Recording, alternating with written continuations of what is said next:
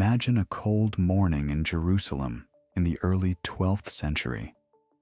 The narrow streets of the ancient city are just beginning to wake up, and in a small church, 9 knights have already gathered. Their armor, having seen many battles, glimmers dimly in the candlelight. These men do not yet know that soon they will create one of the most powerful and mysterious orders in human history, the Order of the Poor Knights of Christ and the Temple of Solomon, known to us as the Knights Templar. The First Crusade ended with the capture of Jerusalem, but the roads to the Holy City remained deadly dangerous for pilgrims. Highwaymen, Saracen troops, and ruthless assassins lay in wait for travelers at every turn. Thousands of believers, eager to touch the sacred relics of Christianity, perished without ever reaching their destination. It was this problem that led to the formation of a small group of knights who vowed to protect the pilgrims. At the head of this group was the French knight Hugh de Payens, a man of humble origins but with remarkable charisma and organizational skills. Together with 8 companions, he made a vow of poverty, chastity, and obedience before the Patriarch of Jerusalem.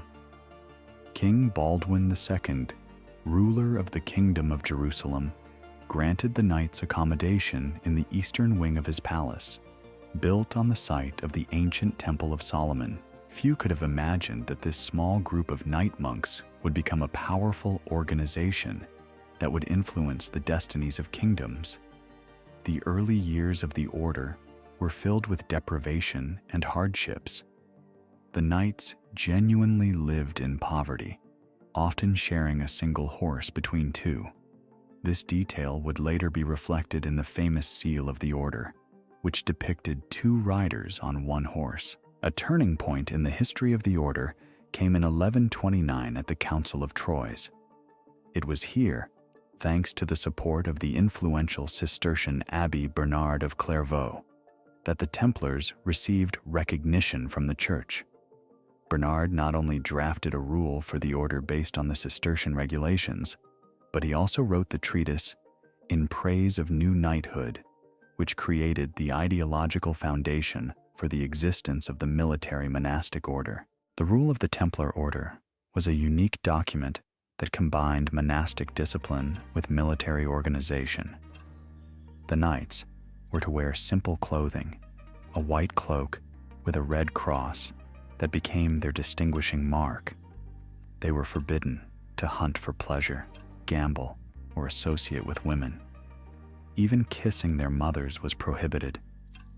The life of a Templar was strictly regulated by schedules of prayers and military training. It is astonishing how quickly a small order established a complex administrative system that spanned across Europe. Commanderies, as the local representations of the order were called, sprang up like mushrooms after rain. Each such establishment represented an autonomous fortress monastery where knight brothers, priests, and serving brothers lived. Here, stables, warehouses, workshops, and importantly, the treasury were also located. The structure of the order's management was impressive in its efficiency. At the top was the Grand Master, elected for life. However, his power was not absolute. Important decisions were made only after consultation with the chapter, composed of the order's higher officials. Each province was governed by a master who reported directly to the leadership in Jerusalem. Local commanders were responsible for economic activities and maintaining combat readiness of their special attention was paid to the communication system between the commanderies. The Templars created a true medieval postal service, where couriers, rotating at specially organized inns, could deliver a message from London to Jerusalem in record time.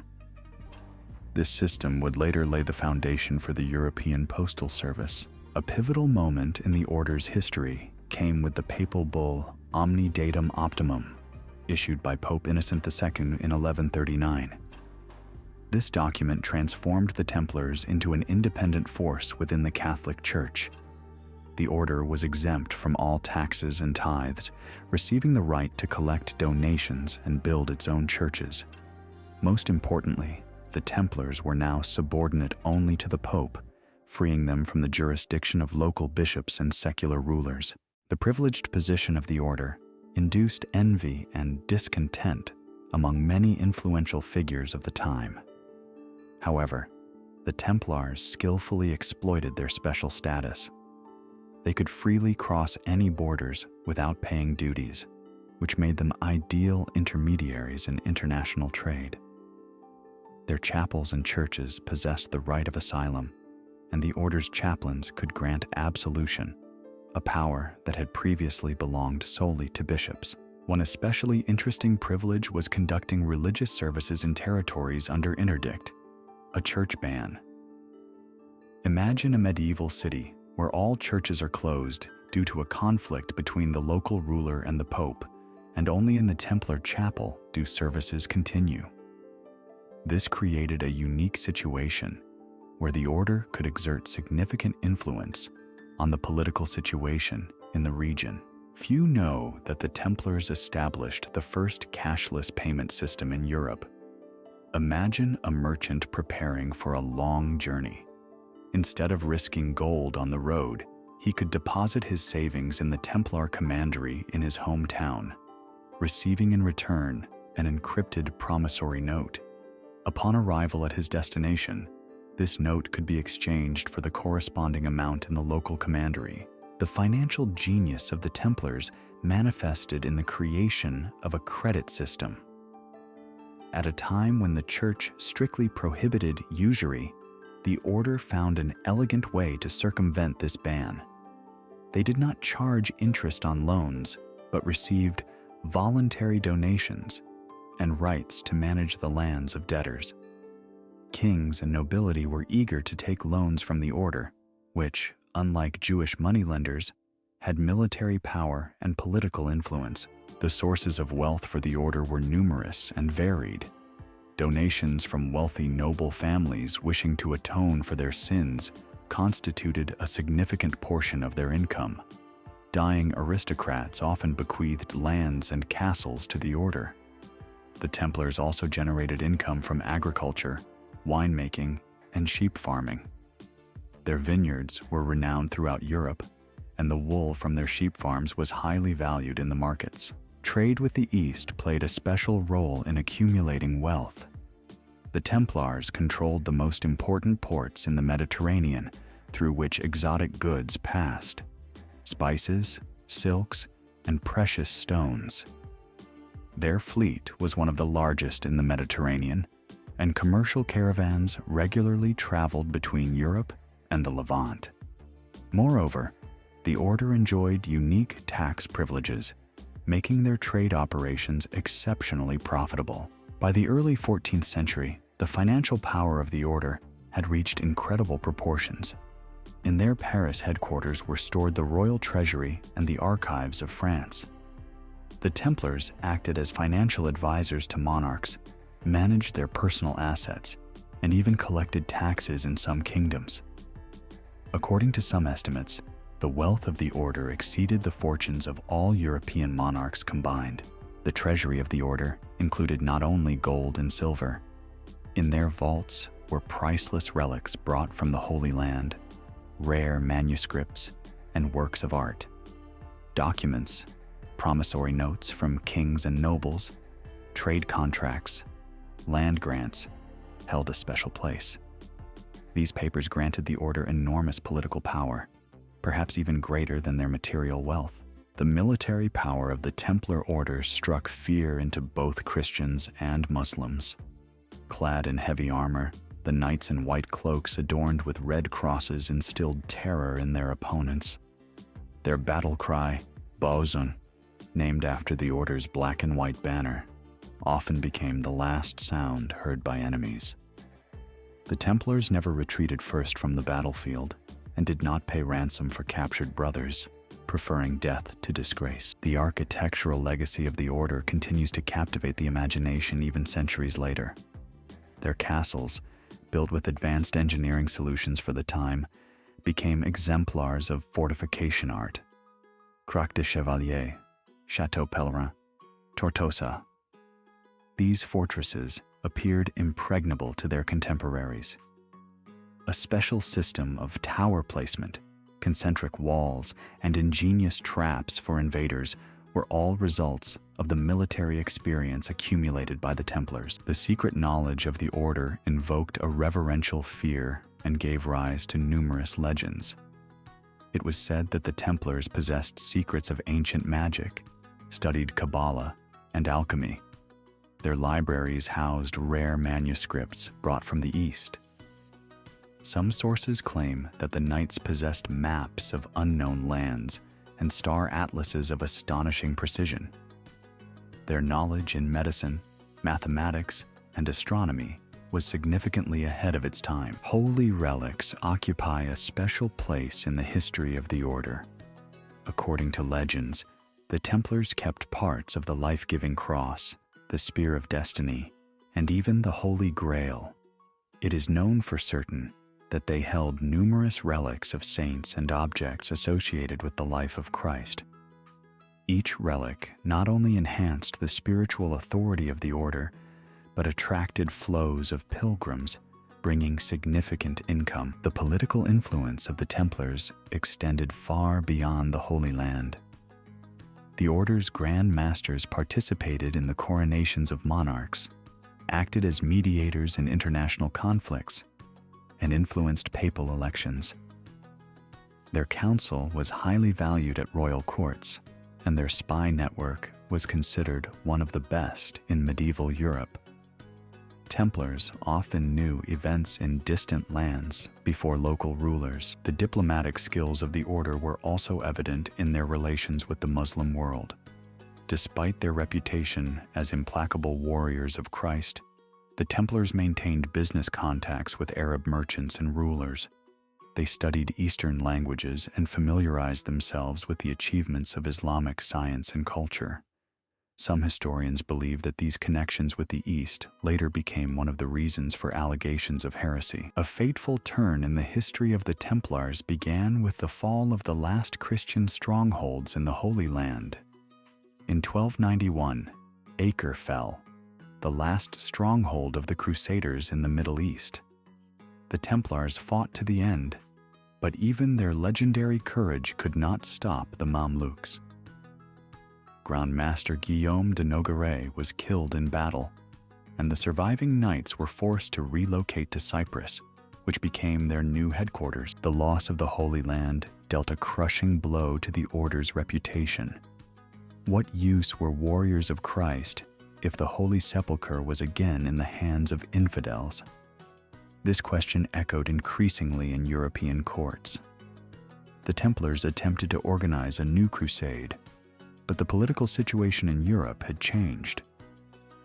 Kings were more interested in consolidating their own power than in distant holy wars. The situation became especially complicated in France, where King Philip IV the Fair faced a severe need for funds. His conflict with Pope Boniface VIII, constant wars, and poor financial management led the royal treasury to depletion. The Templars, with their immense wealth and independent status, appeared to be an ideal target for a king who had experience confiscating property from Jews and Lombard bankers. Friday, October 13th, 1307, became a dark day in the history of the order. At dawn, mass arrests of Templars began across France. Royal officials acted with astonishing coordination and secrecy. Grand Master Jacques de Molay and hundreds of knights were captured before they could put up any resistance. They were accused of horrific crimes of heresy, idolatry, and sodomy. The investigation was accompanied by brutal torture.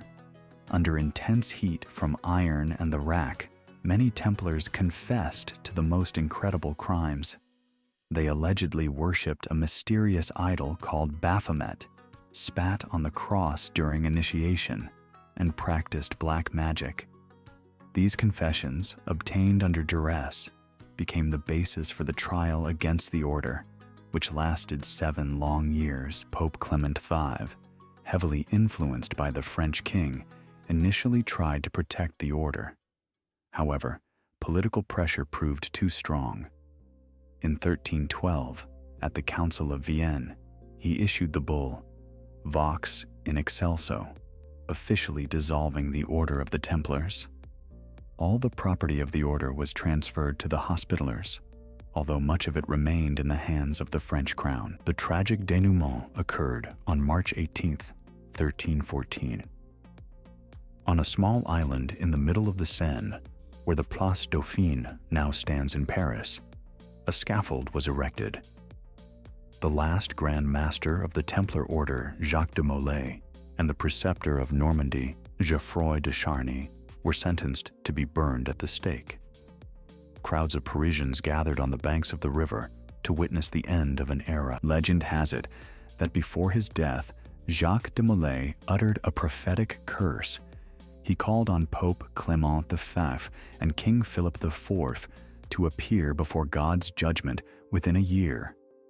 Remarkably, both did indeed die within a year of the Grand Master's execution, the Pope a month later, and the King by the end of 1314.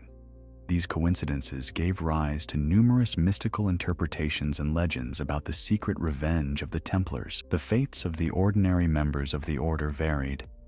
In most European countries, the trials against the Templars were significantly milder than in France. In England, Germany, and Castile, many knights were acquitted or sentenced to penance in monasteries. Some joined other orders, especially the Hospitallers, who inherited much of the Templar property. The mystery of the order's vanished treasures still stirs the minds of historians and adventurers. The night before the arrests, several wagons with unknown cargo left the Templar headquarters in Paris. The order's fleet in La Rochelle mysteriously disappeared, and its fate remains unknown. Many believe that the Templars managed to hide their wealth and secret archives in a safe place. The legacy of the Templars continues to live on in numerous legends and theories. Some researchers claim that the order did not completely vanish, but went underground, continuing to exist in the form of secret societies. Freemasons, Rosicrucians, and other esoteric organizations often assert their connection to the Templars.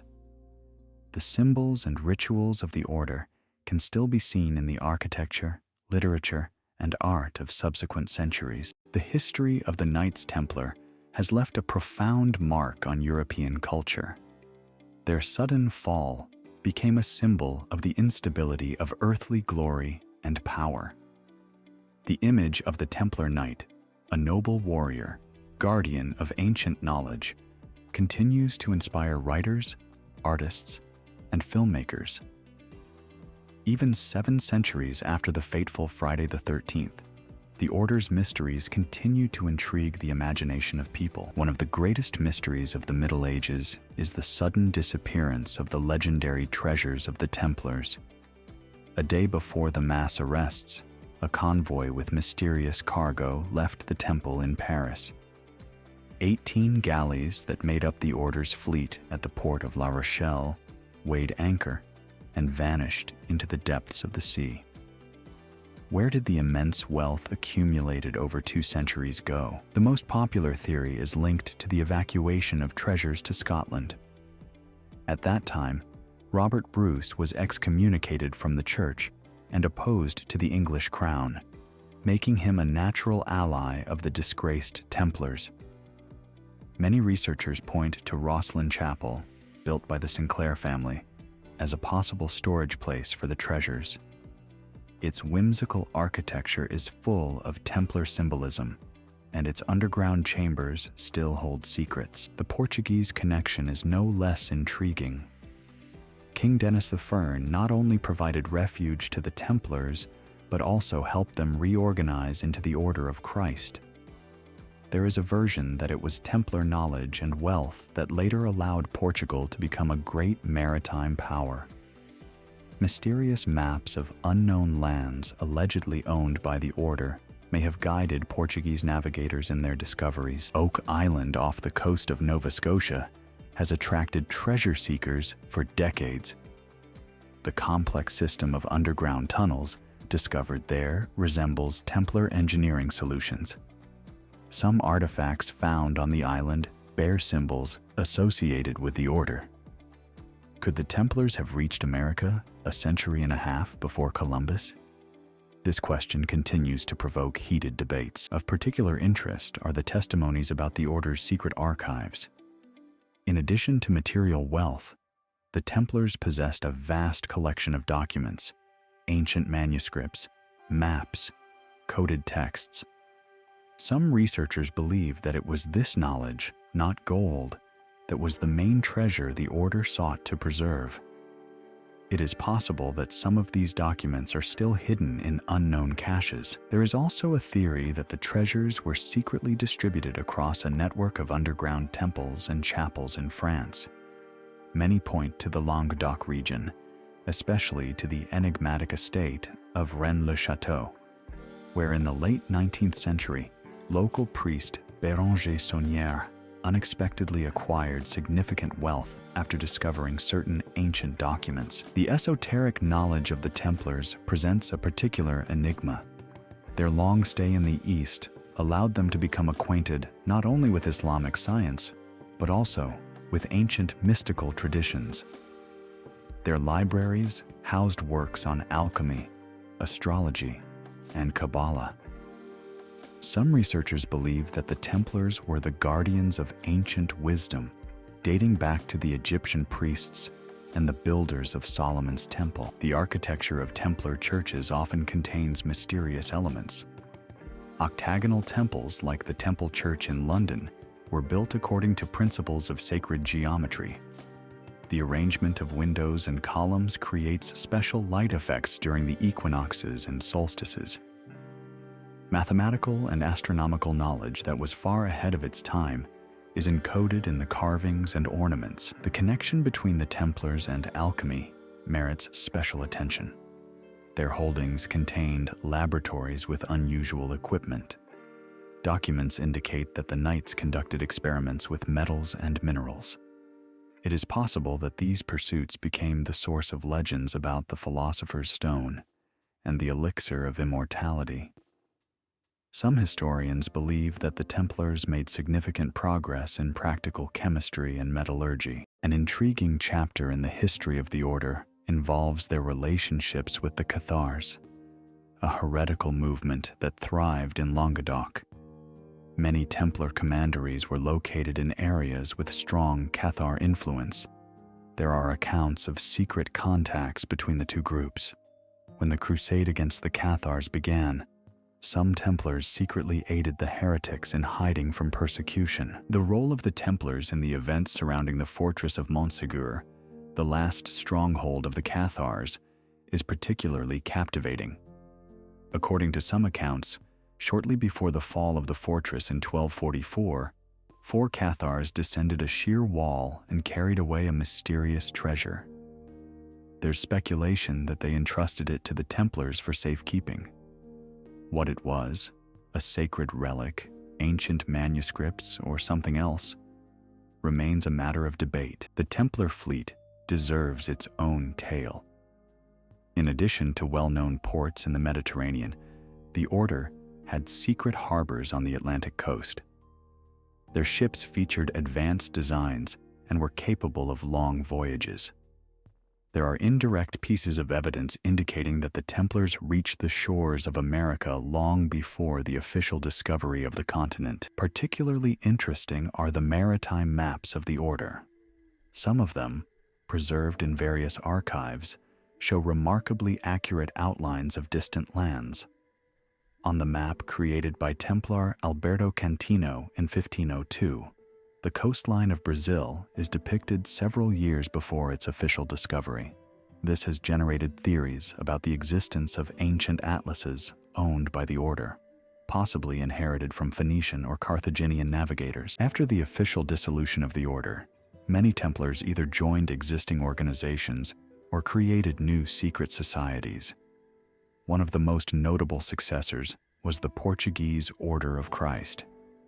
Under this new name, the Templars not only maintained their influence but played a key role during the Age of Discovery. Prince Henry the Navigator, the Grand Master of the Order of Christ, used Templar knowledge and resources to organize maritime expeditions. The Scottish branch of the Templars became closely intertwined with the Masonic movement. Many researchers see a direct connection between the rituals of the higher degrees of Scottish Freemasonry and Templar initiations.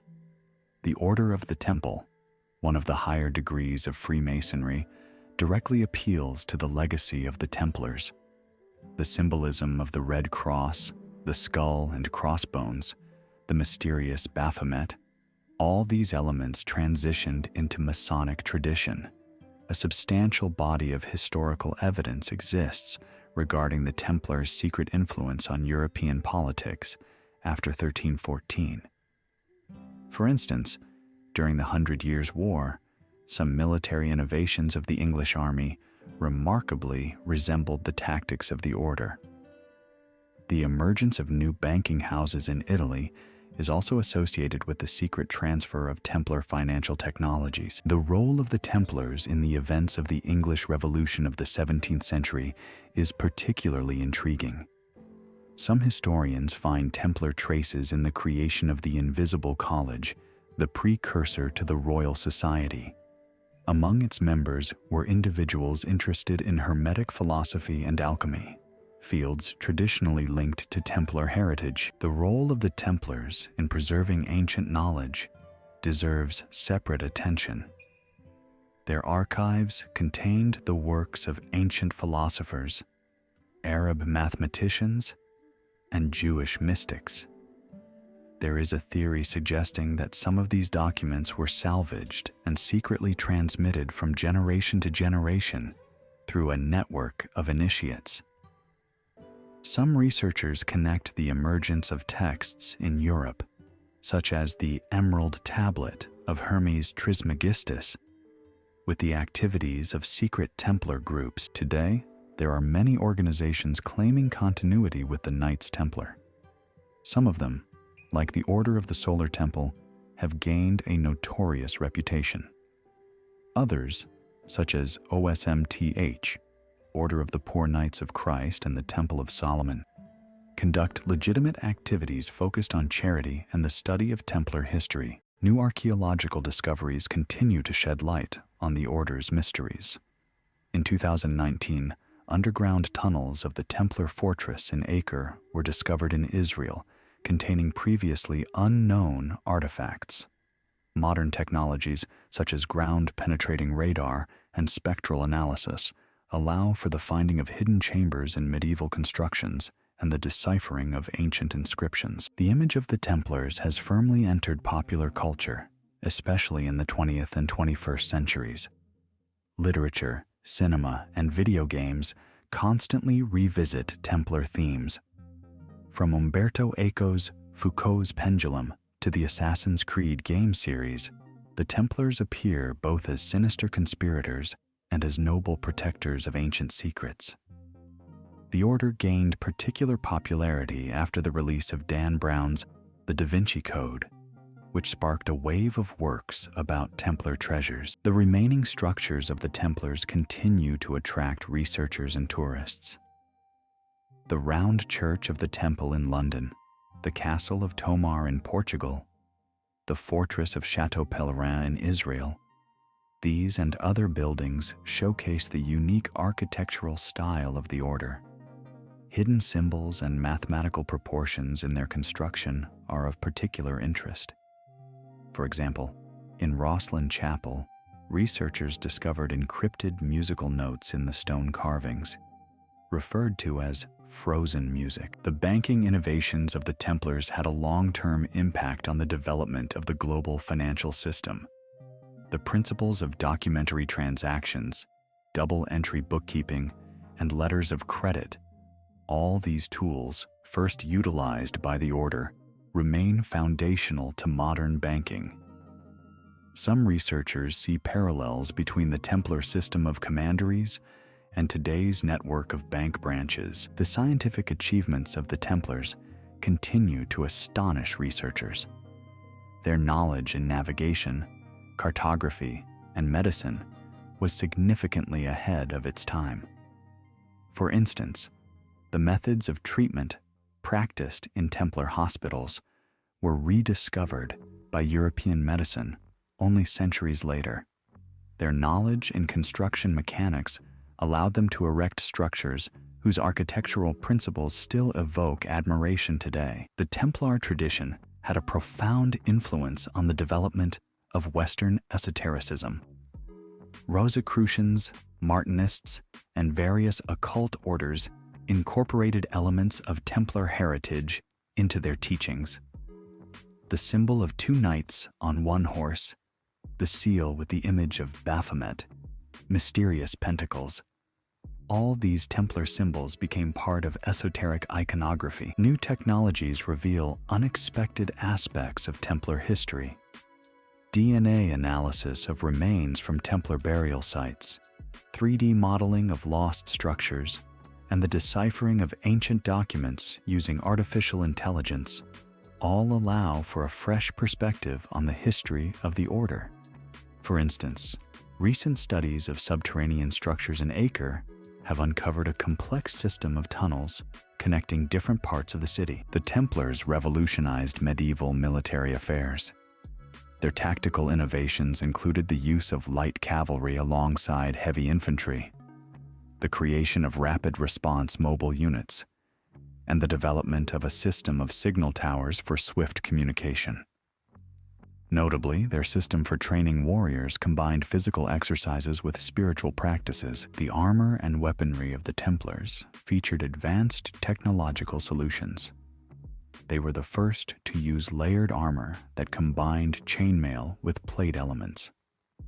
Their swords were made using Damascus steel, and the design of their shields allowed them to effectively deflect both cutting and stabbing blows. In the Order's hospitals, remarkably progressive methods of treatment were practiced. The Templars used antiseptics, understood the necessity of isolating patients with infectious diseases, and employed methods from Eastern medicine.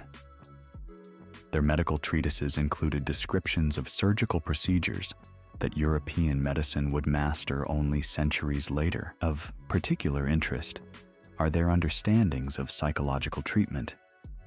The Order's documents contain descriptions of methods reminiscent of modern psychotherapy. They understood the importance of mental states for physical health and used music, meditative practices, and special breathing exercises to treat various ailments. The educational system of the Templars was unique for its time. Besides military training, the Knights studied languages, mathematics, astronomy, and engineering.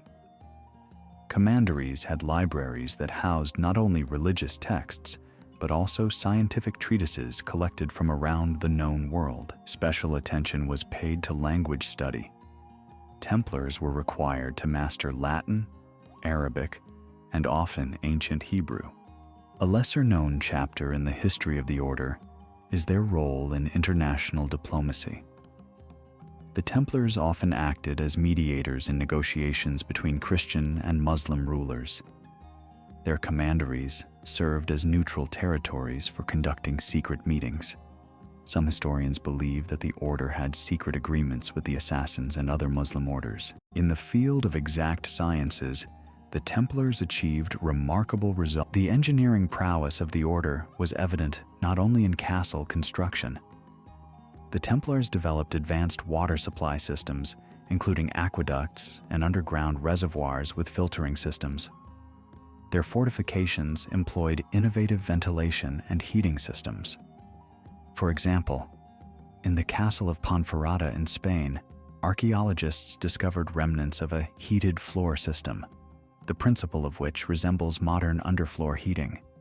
The commanderies of the Order were leading agricultural centers. The Templars implemented new irrigation methods brought from the East, experimented with crop rotation and plant selection. They were the first in Europe to use windmills for grain milling and mechanical wool processing systems. Their estates employed advanced winemaking and oil production methods. Templar blacksmiths possessed the secrets of high-quality steel production. Their arsenals produced weaponry that surpassed the quality of most European counterparts. Of particular interest are the Templar maps stood out for their exceptional accuracy in their time. They used a complex system of navigational calculations based on astronomical observations. In their archives were found descriptions of devices for measuring sea depth and determining a ship's position in the open ocean. Some researchers believe that the Templars possessed the secret to determining longitude, a problem that would officially be solved only in the 18th century. The order developed a complex system for encrypting messages. Templar ciphers utilized combinations of numerical and symbolic codes, some of which remain undeciphered to this day. They created an effective courier communication system that allowed information to be transmitted quickly between Templar castles. Remains of complex laboratories have been discovered. The acoustic properties of Templar churches are deserving of special mention. They employed specific architectural solutions to amplify certain sound frequencies. Researchers have found that the arrangement of columns and arches created unique resonance effects, possibly used for ritual purposes. The remarkable astronomical knowledge of the Templars continues to astound researchers. Their observatories used complex instruments to track the movements of planets and stars. Some of their astronomical tables show astonishing precision in predicting solar and lunar eclipses. The mathematical calculations of the order went far beyond the practical needs of construction. In the remaining documents, complex geometric constructions based on the principle of the golden ratio can be found. It is intriguing that the Templars utilized a numeral system with 0 long before it officially appeared in Europe.